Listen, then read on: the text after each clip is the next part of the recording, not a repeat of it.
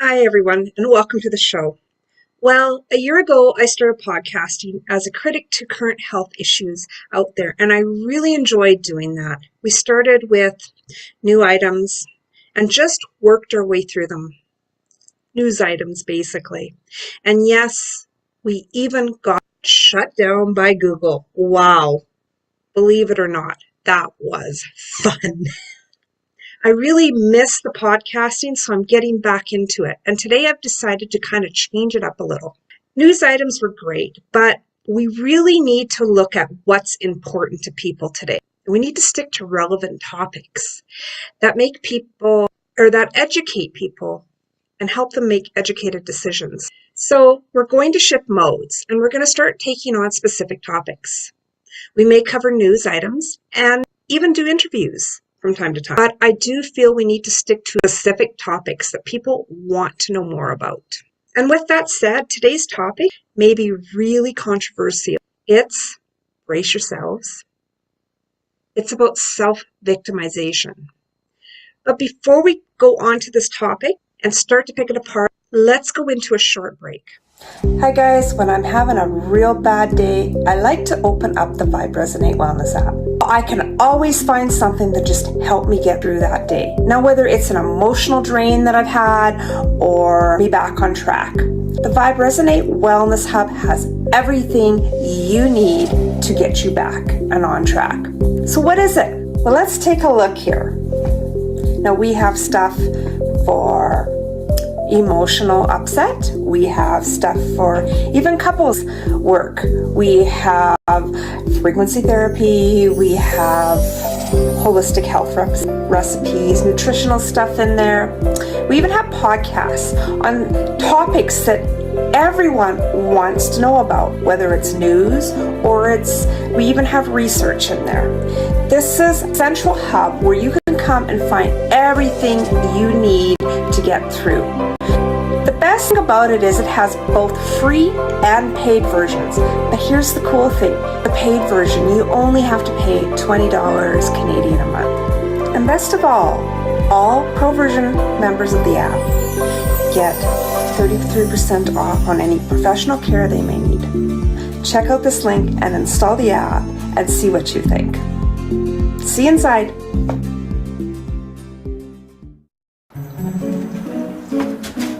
Oh, hi.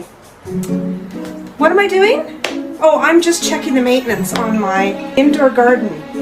Yeah, I have a hydroponic system here.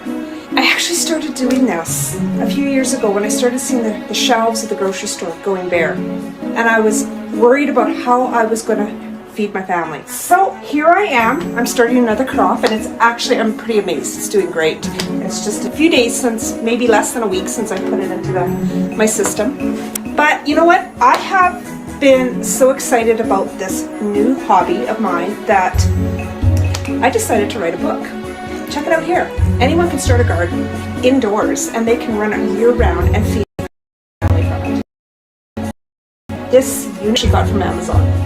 But I have built my own. And in this book, I talk about the different types of systems. And I even have a few samples on how to build your own. So check out this book here. It talks about a lot of different things, how to get started, basically just the initial things you need to know as a beginner gardener. I invite you to check it out. You can get a hold of it in either paper or digital. This is the research that I've compiled to help me get started, and I wanted to put it into one quick place for you guys to get going. So check it out, and I hope you enjoy it.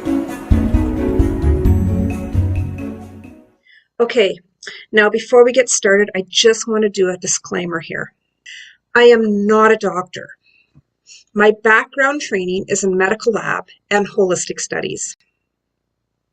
Anything I talk about in my program is for information only, and anything I share on this program is recommended to be run by your doctor first. So now into our regular program. So why is self-victimization so near and dear to me?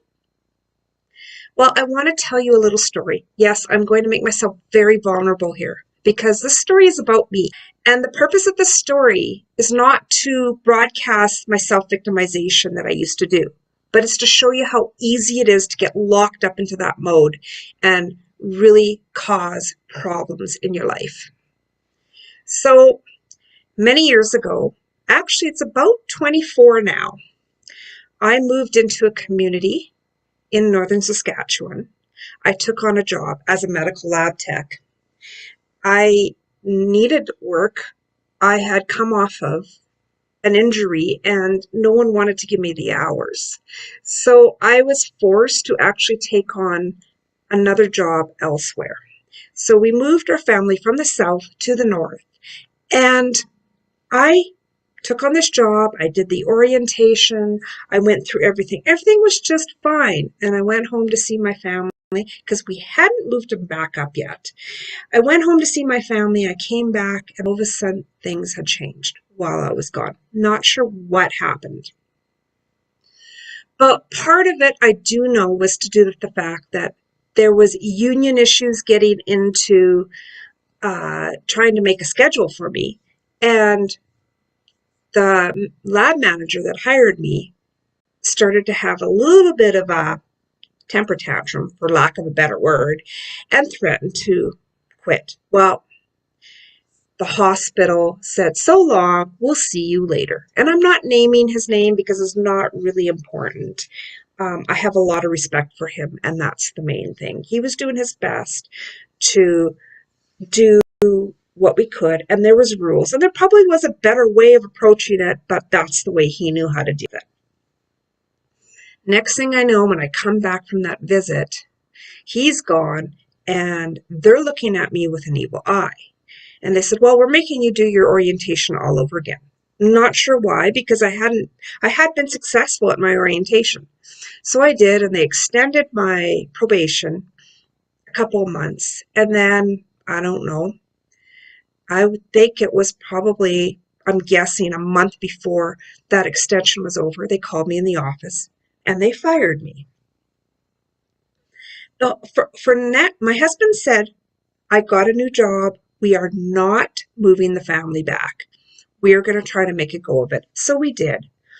And the whole time I was in there, in that town, I felt many people were looking at me like I was a criminal, and I wasn't quite sure why. We lived there for another 6.5 years, and then all of a sudden, it finally came out. Now, apparently, my husband knew about this and he never thought anything of it and he just dismissed it. Other people had approached him. But one person who we respected highly in the community came out and came up to him and said, "Well, we heard that your wife was fired because she didn't have a license to practice." And he came home and told me, and I said, "What?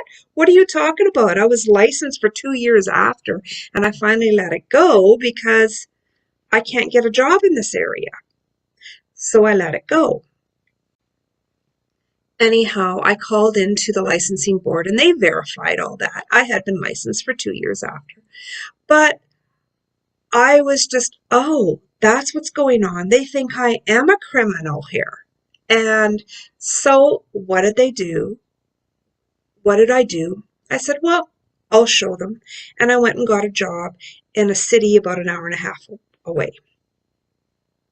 Anyhow, I continued to work in that city. Things were just fine. But I was self-victimizing. And every time I passed by a police officer, I passed by anyone with any kind of authority, bosses, whatever, I just go into this cringe mode. And I was very bitter. I was upset with what happened, and I made it known that I was very upset about it. And people actually would take offense to it. And it made me go down even further into a downward spiral. Finally, one day I realized I was sitting in my new church and the pastor did a sermon and he said, you may have been wronged by someone and you cannot help that. It's been done. What do you do? And it's not their responsibility to apologize or take it back or anything, but it's your responsibility to get over that bitterness. Otherwise, you're going to go into an endless pit. And that's exactly what was happening with me. So I worked at it and I worked at it. Now I did a lot of praying. I worked initially through the church and I had to get through that whole forgiveness. I had to go through that forgiveness process. But later years, I worked through natural bioenergetics, which is something I'm trained in. And I actually was able to work through a lot of that hurt, a lot of that bitterness. And it's funny because in the next few days, I am going to testify in a court case down south because I worked for a few years during the pandemic down south again. Because I collected a blood sample on someone who was driving impaired.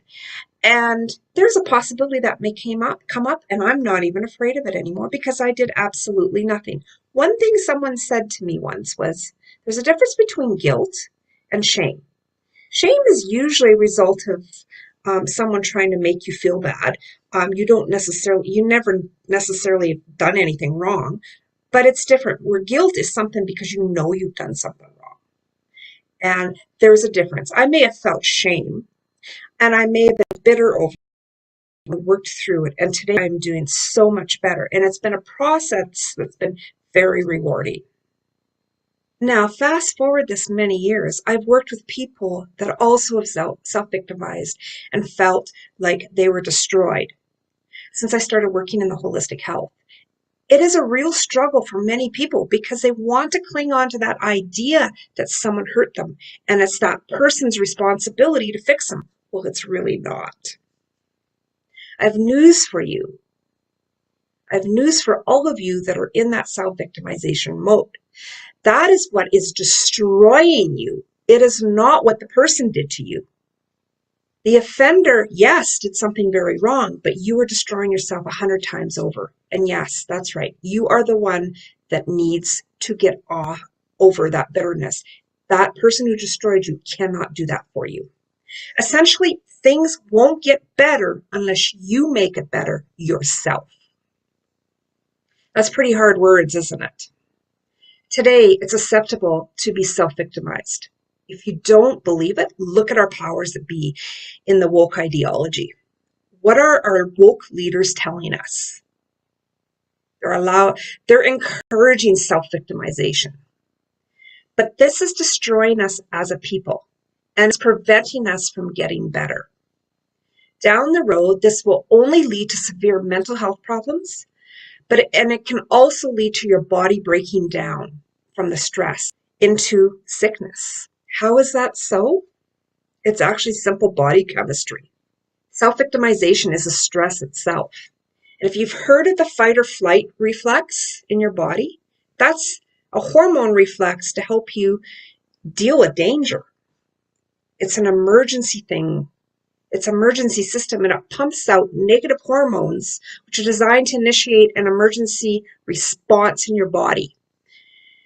You've heard of the adrenaline rush? That's what the fight or flight instinct or reflex is. The problem with self-victimization is it keeps stimulating those negative hormones that keep you in that emergency state with no break. Any kind of stress, chronic stress can do that. That becomes your new normal, and your body can't handle that forever. It's just too much hormone running through you. And it eventually breaks down with some sort of sickness. Now, going back to self-victimization, it's not the responsibility of the person who made the offense to you. Contrary to popular belief, to fix that situation, it doesn't change whether they did it or they didn't. Yeah, they still did it. You and only you are responsible for your emotions. Keeping yourself in this negative state will only put you or haunt you later down the road. You need to get yourself out of that state. Yes, there is help. And there are several kinds of specialists out there that can help. But you still have to take that responsibility to do the work on those emotions. and work through it all. It sounds harsh, doesn't it? But I did it. I worked through much of my problems using mostly natural bioenergetics. That may not work for everyone, but it worked for me. And this may not be the way for you, but it is your responsibility to find out what works for you and get that help. Sometimes it's just a simple mind shift for people. Sometimes it goes a lot deeper into trauma. We have certain ethnic groups today, and I'm not criticizing them, that are encouraged by the woke society to rekindle these emotions and act this bitterness out. We see this destroying them as a people. It's really sad. And it's not that we are denying that they didn't, it's not that we're denying that they experienced these issues in the past or their ancestors experienced it. It's the choices today that are destroying them. They need to learn how to move on. Yes, partially it's forgiveness. I am not a psychologist, but I can assure you that your body will welcome a release of that kind of stress. And I encourage you to do the research that you need, whether your issue is trauma-based or it's pride-based or it's something else altogether. It is your responsibility, not the offenders, or the offending group, not the specialists to make it better, not even the government to help you get a grip on your offended feelings. It's your responsibility. You need to work through that. You need to get rid of that bitterness so you can move forward. Yes, again, I say this sounds tough, but only you can control your destiny. I encourage you to give it a try. We have plenty of help on my app, on my site, etc. to get you going. I know you can make a better life for yourself. No one else can do that. And once you do, you will feel so good. I did it for myself. You can too.